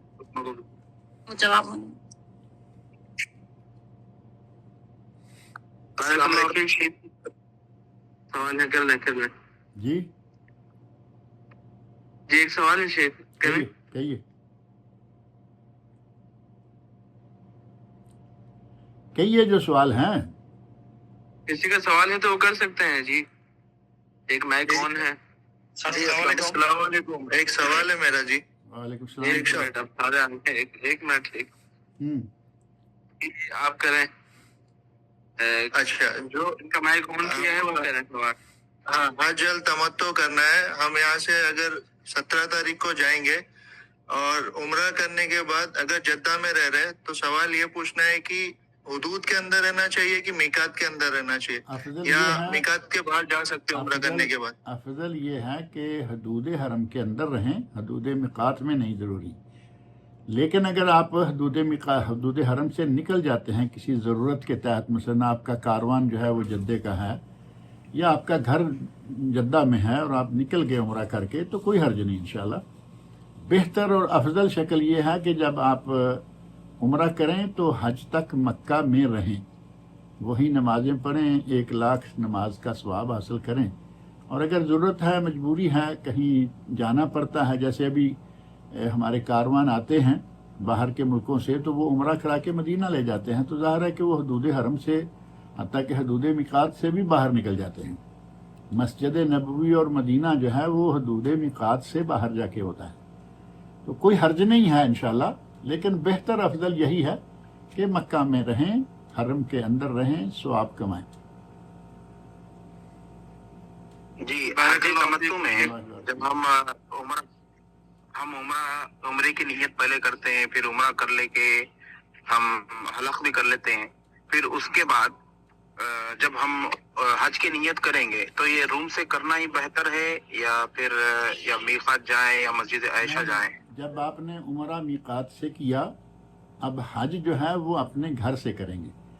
نبی اکرم صلی اللہ علیہ وسلم نے مدینہ منورہ ذوالحلیفہ سے احرام باندھا، عمرہ کیا، اور وادی بطحہ، یہ کعبہ کے بالکل قریب ہی جگہ ہے بطحہ، لا یقطع الابطح الا شدن، یہ ہے جو صفا مروہ کے درمیان والی وادی ہے، یہاں بھاگا جاتا ہے تھوڑا سا مردوں کے لیے، اور یہاں قریب ہی وادی بطحہ ہے۔ نبی صلی اللہ علیہ وسلم بطحہ میں آپ کا خیمہ تھا، اور جب آپ روانہ ہوئے منا کے لیے تو بطحہ سے ہی احرام باندھ کے گئے، یعنی آپ کا مکہ میں جو بھی ہوٹل ہے، جو بھی جگہ ہے، حتیٰ کہ جن لوگوں کو منا میں جا کے رہائش دی جاتی ہے، پیسے بچانے والے جو ہیں، وہ مکہ میں بلڈنگ لینے کی بجائے منا کا ٹینٹ جو ہے اسی میں لے جاتے ہیں، تو وہ اپنا جو احرام ہے 8 تاریخ والا، وہ منا میں ہی نہائیں دھوئیں، احرام باندھیں، اور ظہر کی نماز احرام میں پڑھیں۔ جزاکم اللہ خیر۔ حیاکم اللہ۔ السلام علیکم ورحمۃ اللہ وبرکاتہ۔ وعلیکم السلام ورحمۃ اللہ وبرکاتہ۔ جی یہ پوچھنا تھا، مینا میں جو ہم ٹھہریں گے 11، 12 اور 13 کو، تو ان راتوں کو تہجد پڑھیں گے یا پڑھنے چاہیے یا نہیں؟ ان راتوں میں آپ تہجد پڑھ سکتے ہیں، لیکن جو نمازوں کے ساتھ والی جڑ کے سنتیں ہیں وہ نہیں۔ ویسے آپ نوافل پڑھیں، تہجد پڑھیں، کوئی حرج نہیں۔ جو کام نبی صلی اللہ علیہ وسلم نے نہیں کیا وہ نہ کریں، اور مزدلفہ میں تہجد آپ نے نہیں پڑھی، وہاں نہ پڑھیں، اور منا میں اگر آپ پڑھتے ہیں تو انشاءاللہ اس میں کوئی حرج نہیں، نوافل پڑھیں، اور تہجد بھی ظاہر نفل ہے۔ بس مجلس کا اختتام کرتے ہیں شیخ، کوئی 1-2 سوالات ہیں تو وہ لے لیں، ٹائم کافی زیادہ ہو گیا ہے۔ بارک اللہ فیکم۔ السلام علیکم۔ ایک سوال ہے بس۔ جی السلام علیکم۔ وعلیکم السلام ورحمۃ اللہ وبرکاتہ۔ جی آپ نے بتایا کہ 5 دن ہم حج میں رہیں گے، تب تو طواف زیارہ یا طواف افادہ کے لیے جب جائیں گے تو اگر جماعت حرم میں چھوٹ جائے گی تو اب جب 2 رکعت پڑھنی ہے یا قصر کرنی ہے یا پوری نماز پڑھنی ہے؟ جب آپ کی جماعت چھوٹ گئی، جماعت سے تو پوری پڑھیں گے نا، جی جی۔ اور اگر جماعت چھوٹ جاتی ہے اور آپ کہیں بھی 4 دن سے زیادہ نہیں رکے، آئے تب بھی نہیں 4 دن پورے ہوئے مکہ میں، پھر آپ منا چلے گئے، ادھر چل رہے ہیں باقاعدہ، تو پھر آپ قصر پڑھیں گے۔ حرم میں قصر پڑھنی ہے۔ السلام علیکم مودی صاحب، میرا نام ایان ہے، دعا کریے میرے کو بھی حج جانا۔ وعلیکم السلام ورحمۃ اللہ وبرکاتہ۔ ایان کیا کہا آپ نے دعا کے لیے؟ دعا کریے میرے کو بھی حج جانا ہے۔ اللہ پاک آپ کو بھی حج کروائے بیٹا، اللہ تعالیٰ آپ کو، آپ کے والدین کو، بہنوں بھائیوں کو، تمام مسلمانوں کو اللہ تعالیٰ حج کی سعادت نصیب فرمائے۔ السلام علیکم شیخ صاحب۔ وعلیکم السلام ورحمۃ اللہ وبرکاتہ۔ یاسر بول رہا ہوں شیخ صاحب، مجھے یہ پوچھنا تھا کہ یہ جو طواف زیارہ ہے جو آخری دن کرنا ہے، اس سے پہلے آخری دن طواف زیارہ نہیں ہوتا، آخری دن طواف وداع ہوتا ہے۔ طواف وداع اس کے ساتھ سعی نہیں ہے نا جی؟ اس کے ساتھ صحیح بھی نہیں، اس کے ساتھ احرام بھی نہیں، نہ رمل نہ اتباع، وہ سادہ کپڑوں میں جائیں اور طواف کر کے آ جائیں۔